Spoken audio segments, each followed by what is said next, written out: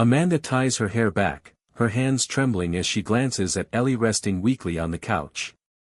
The little girl's cheeks burn with fever, her breathing soft and uneven. Amanda bends down, brushing a strand of hair from her daughter's forehead. "Just the clinic, then we'll rest," she whispers, her voice soft but breaking at the edges.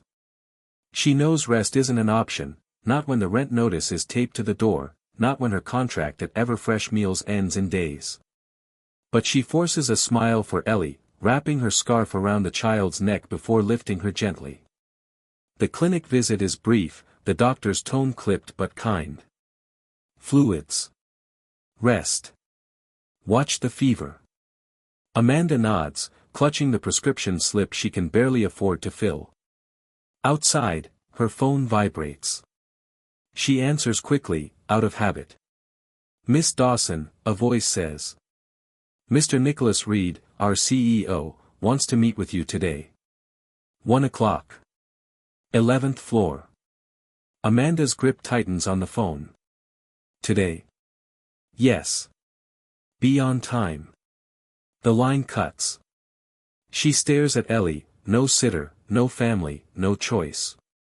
Her stomach twists, but she straightens her shoulders. If she doesn't show up, she loses the job.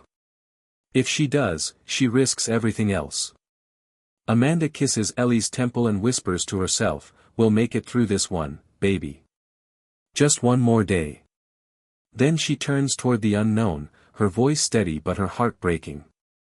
Amanda holds Ellie's hand tightly as they step into the building, her pulse pounding with every step toward the top floor. She kneels, brushing the child's hair from her face, forcing calm into her shaking voice. "Sit here, sweetheart. Do not move. Mommy will be just 5 minutes." Ellie nods, clutching her teddy bear, eyes wide but trusting. Amanda smooths her daughter's dress, gives a fragile smile, and turns away before Ellie can see the fear behind it. Outside the office door, Amanda waits. Every second stretches like a lifetime. Her throat feels tight, her palms are damp. She imagines the conversation, termination, apology, humiliation. Her heart aches at the thought of going home empty-handed again. She steps into the restroom, takes out her phone, and whispers a plea to an old friend for help. The quiet "no" on the other end feels heavier than the walls around her. She presses the phone to her chest, blinking back tears that escape anyway. When she returns, Ellie sees everything, the red eyes, the forced smile. She doesn't understand the words, but she understands her mother's silence. Amanda turns away, trying to steady herself, never noticing Ellie's small feet slipping from the bench. The little girl looks at the gold letters on the tall office door, "Nicholas Reed, CEO." Her hands shake, but she straightens her dress, hugs her teddy, and takes a deep breath the way she's seen her mother do before facing the world. Then, with all the courage her tiny body can hold, Ellie knocks. Nicholas Reed glances up from the report scattered across his desk, his mind locked on numbers, deadlines, projections, until a soft voice slices through the quiet. "Please don't fire my mommy," the little girl says. "She's the best." He blinks, startled. Standing in the doorway is a child, small, trembling, curls tangled around her face, clutching a worn teddy bear like armor. Her eyes hold no fear, only desperate honesty. Nicholas rises slowly, speechless for perhaps the first time in years. The door bursts open behind her, Amanda rushes in, breathless, eyes wide with dread. "Ellie," she gasps. "I am so sorry," she must have. Nicholas lifts a hand gently, never taking his gaze off the child. "It's all right. Let her speak." Amanda freezes, torn between fear and disbelief, her voice lost. Nicholas lowers himself to one knee, his voice softening. "What's your name, little one?" Ellie hesitates, then whispers, "Ellie." "That's a beautiful name," he says quietly. For a moment, the air changes. The man known for precision and power feels something unfamiliar pressing against the walls he's built. Ellie hugs her teddy tighter, voice trembling but brave. She's always tired, she says. But she smiles for me. Nicholas swallows hard, a flicker of emotion breaking through his calm. Ellie reaches into her small backpack and pulls out a folded paper, edges wrinkled and faintly smudged with crayon. I made this. He unfolds it carefully. A stick figure drawing, Amanda sitting at a table, her face weary but gentle, lines of stress drawn in uneven strokes. In the corner, a smaller figure waits alone, holding a toy, surrounded by gray. Nicholas stares longer than he means to. There's no art in it, only truth.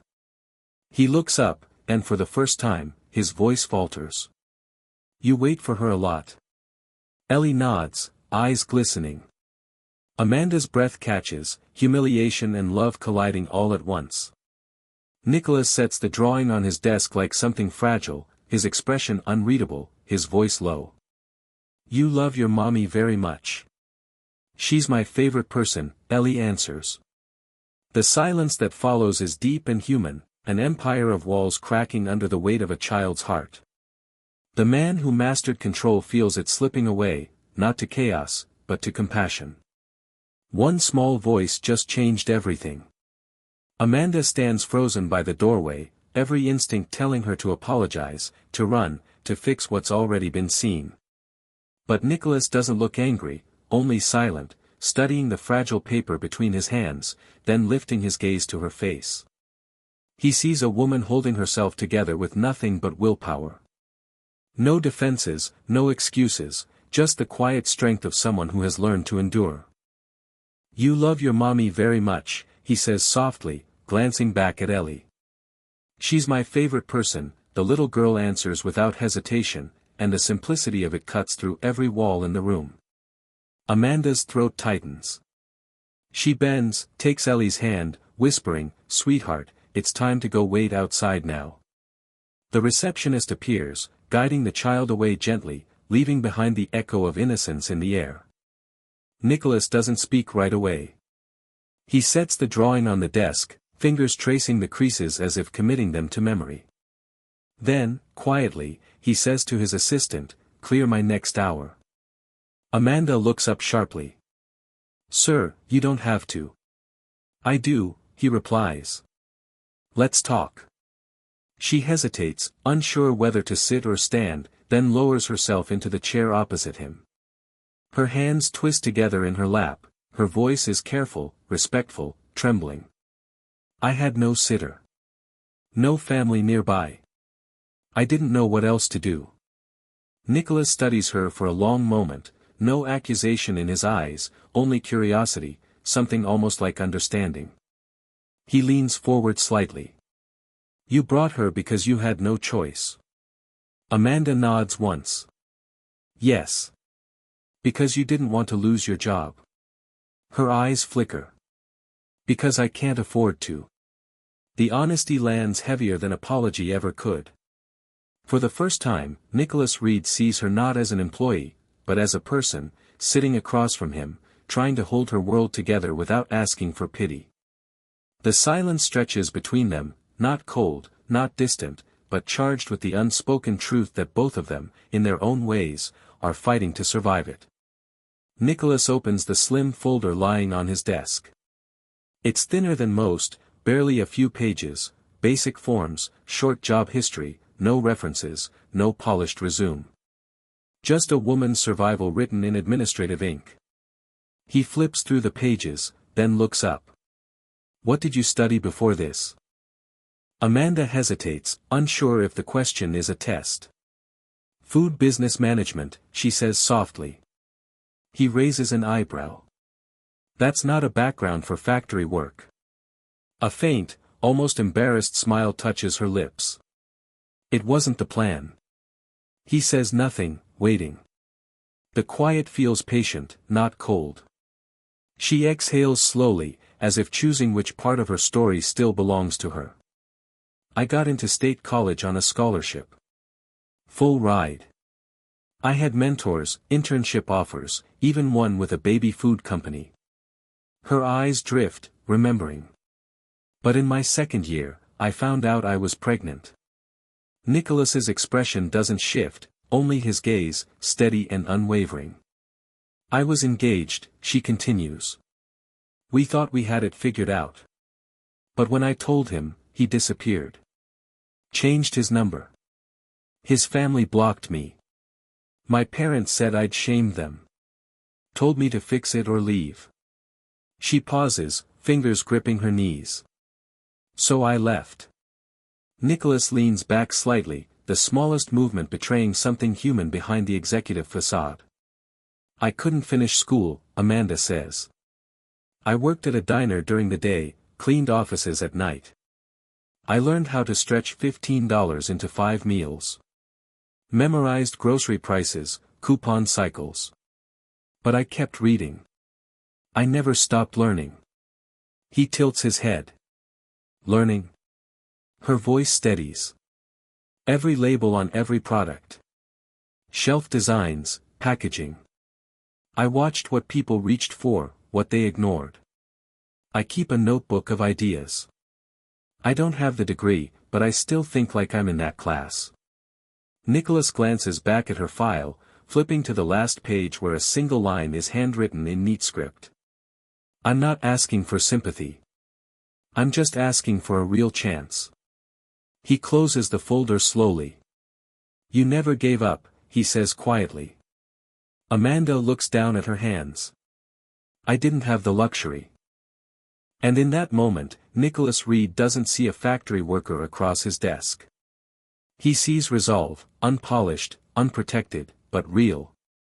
A woman who has faced every reason to quit and still stands tall. For the first time, he sees not an employee, but a purpose, something his world of numbers has long forgotten how to measure. The office is silent after Amanda leaves. The sound of the door clicking shut lingers, faint but final. Nicholas stays still for a long moment, staring at the empty chair across from him. Something about her presence remains, honesty, humility, strength that didn't need to announce itself. He exhales, opens her file again, and his gaze lands on that single line at the bottom of the page. I'm not asking for sympathy. I'm just asking for a real chance. He reads it twice. Slowly. For years, he's seen words like these written in emails, proposals, and polished presentations. None of them ever sounded like this. This wasn't strategy, it was survival. Nicholas presses his fingers against the file's edge, thoughtful. Then he picks up the phone. Charlotte, can you come in for a minute? His assistant steps inside, tablet in hand. Yes, Mr. Reed. He doesn't look up. How many workers in packaging have submitted improvement suggestions over the last 6 months? She frowns slightly. Suggestions? Maybe 3 or 4. And how many were actually implemented? 2, I think. Small ones. Nothing major. Nicholas's tone sharpens just slightly. And Amanda Dawson?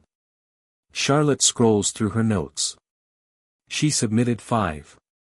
3 were used by the floor manager. None credited. He nods once, quiet but resolute.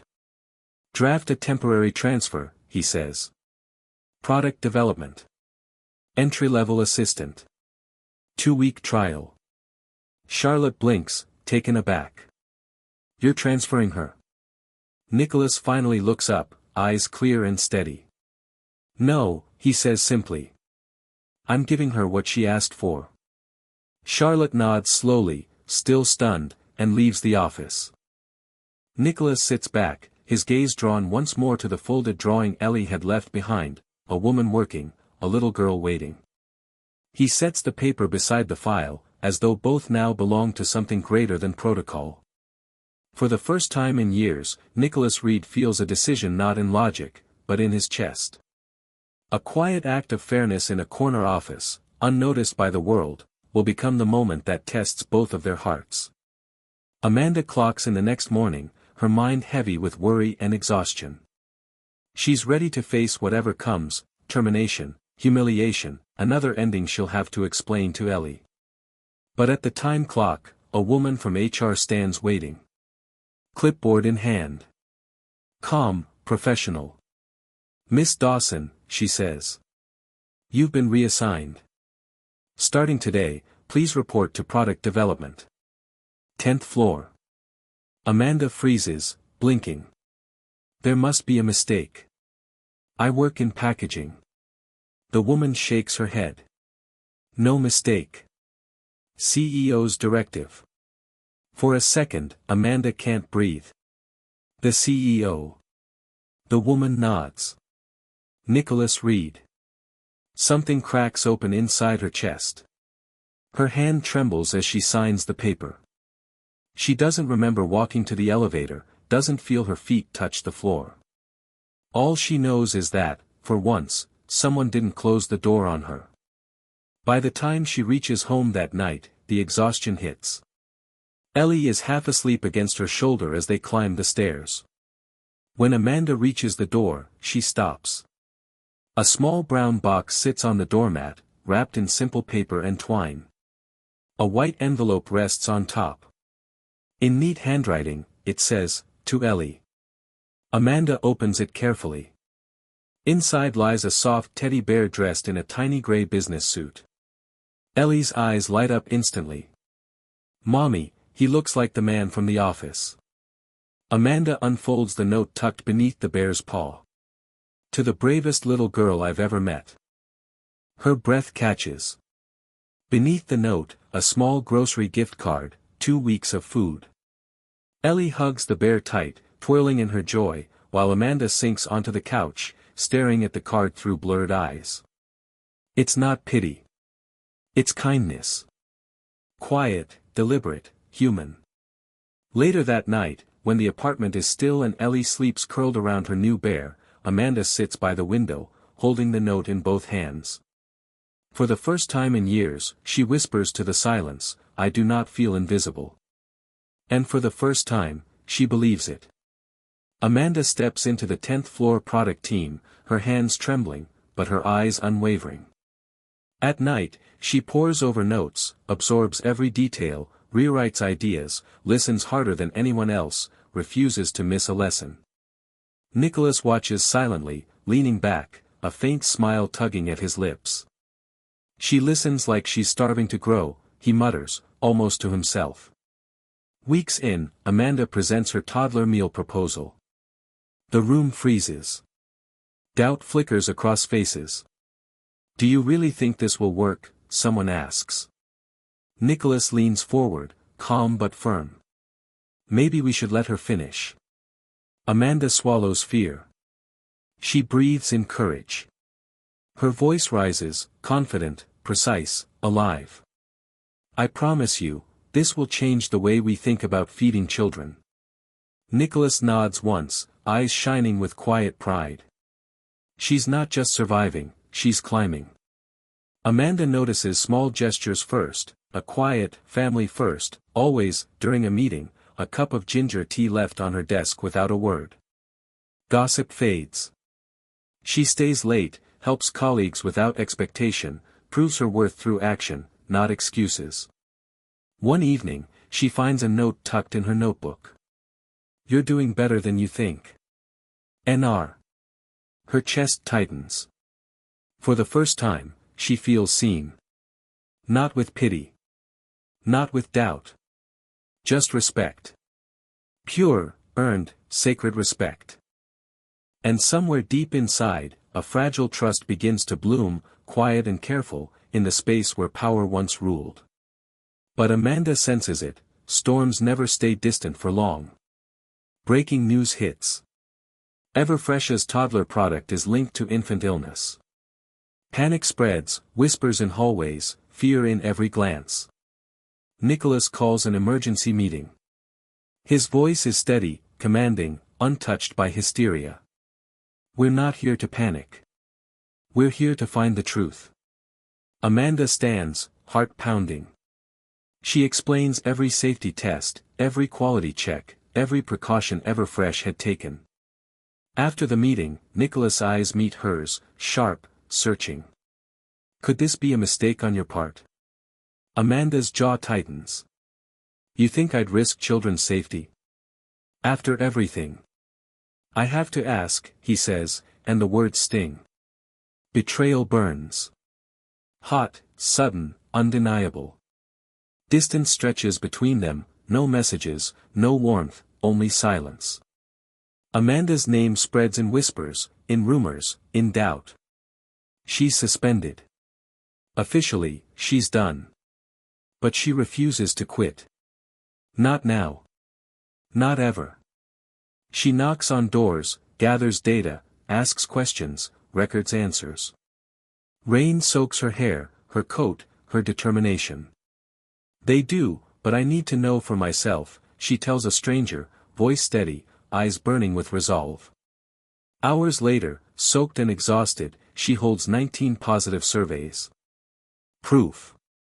Evidence. Validation that she's right. Her chest swells, not with pride, but with something fiercer, unwavering certainty. Cold rain lashes Brooklyn. Amanda presses on, flyers clutched in numb hands, each step heavier than the last. A horn blares. A motorcycle speeds toward her. She freezes, and then, hands grip her shoulders, pulling her back just in time. Nicholas stands there, drenched, silent, eyes searching hers. He picks up the flyers she dropped. Together, they step into the chaos, asking strangers for feedback, listening, recording, fighting for truth. For a single moment, the storm changes, two people, one fight, hearts aligned. And in that wet, bitter wind, redemption begins. But the truth still cuts deep. Under the bookstore awning, Nicholas meets her gaze. The complaint was fabricated, the rash was photoshopped, he admits, voice low but certain. Amanda's lips part in disbelief. You asked me if I did it, she whispers. I know, he says, a weight in his chest. I asked the wrong question. I should have asked, do you want me to stand with you? She swallows. Her chest tightens. From now on, he continues, I won't let anyone put a question mark after the word trust again. Rain falls, headlights blur. Silence stretches. But between them, something real has formed, solid, unshakable, earned. Headlines explode. Ever-fresh scandal exposed as fraud. Photos of Amanda circulate. The honest girl in the pink raincoat.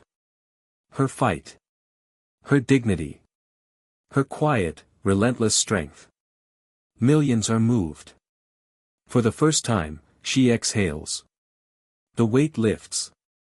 And the clouds finally begin to part. Winter returns. Amanda now leads family product innovation. On her wall hangs Ellie's drawing, Mommy at Work. I help. Her work is respected. Her ideas are trusted. Her effort is honored.